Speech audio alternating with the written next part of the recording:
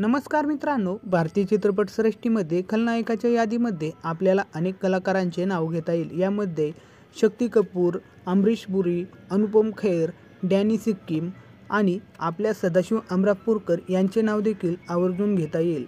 सदाशिव अमरापूरकर यांनी सडक या चित्रपटासह अनेक चित्रपटांमध्ये खलनायकाची भूमिका केली। यासोबतच अमरापूरकर यांनी चरित्रविनोदी आणि इतर भूमिका देखील केल्या। सदाशिव अमरापूरकर यांचे काही वर्षापूर्वी निधन झाले। आज आपण सदाशिव अमरापूरकर यांच्या पत्नीबद्दल माहिती जाणून घेऊया। सदाशिव अमरापूरकर यांच्या पत्नीचे नाव सुनंदा अमरापूरकर असे आहे।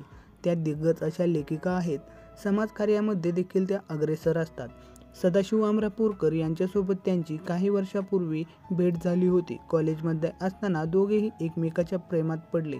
त्यानंतर या दोघांनी लग्न केले होते। सदाशिव अमरापूरकर आणि सुनंदा अमरापूरकर यांना 3 मुली आहेत। त्यांचे नाव केतकी, सायली आणि नीमा असे आहेत। केतकी आणि देवव्रत यांचे काही वर्षापूर्वी लग्न झाले आहे। सुनंदा या आपल्या पतीच्या नावाने एक ट्रस्ट देखील चालवतात आणि या माध्यमातून त्या गरजू लोकांना मदत देखील करतात।